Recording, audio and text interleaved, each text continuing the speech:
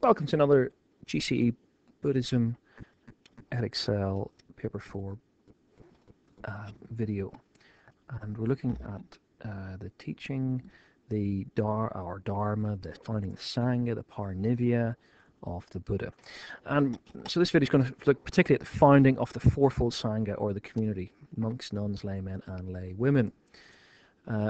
Harvey says, as a result of his instruction, Cordana, the leader of these 5 ascetics he used to train with, he gained an experiential insight into the true realities.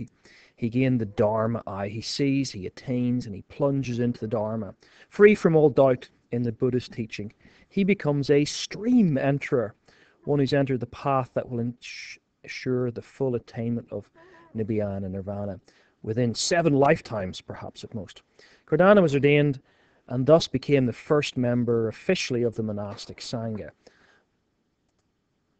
Now, Kush notes that he spends some 25 years traveling around northeast India, teaching people from all walks of life, disregarding caste distinctions, and gaining followers of the 4 categories. Harvey goes into more detail, saying exactly what kind of people. Other disciples, monastic and lay, followed, so that soon there were 61 Aryats, stream enterers, including the Buddha.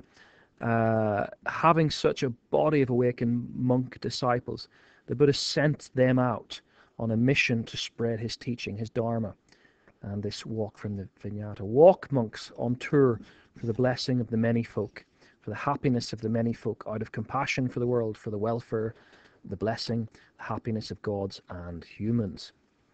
So this fourfold Sangha, Harvey says, Gautama initiated, and it included not just men, but incredibly an order of nuns.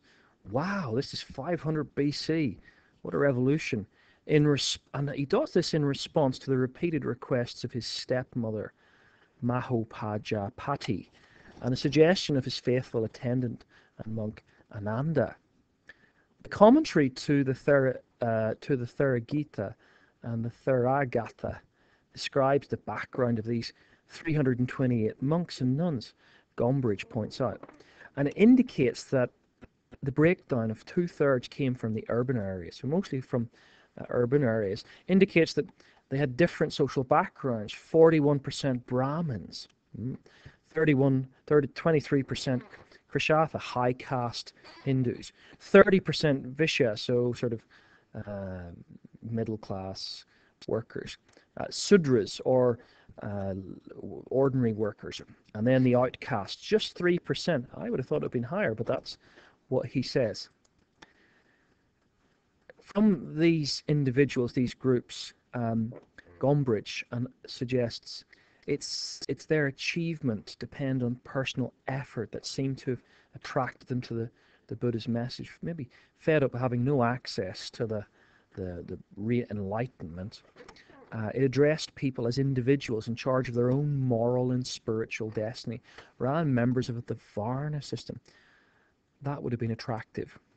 Kush says, for the last 25 years of life, of that 45 years of teaching, Ananda became his permanent attendant. But it was during this last 25 years that many more rules and regulations became necessary for the monastic Sangha.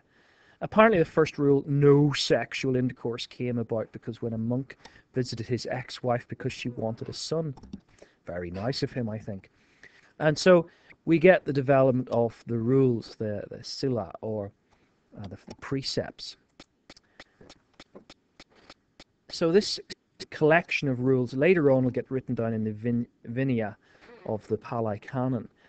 The rules for helping the sick, for example, came about when the community neglected a deceased monk, and the Buddha took it upon himself to teach by example, cleaning up the mess and tending to the monk himself.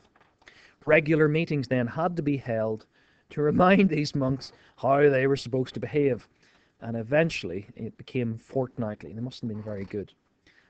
That gives me hope as a teacher. Further, how the rules were developed, Kush says things were learned a bit on the fly. The community went along.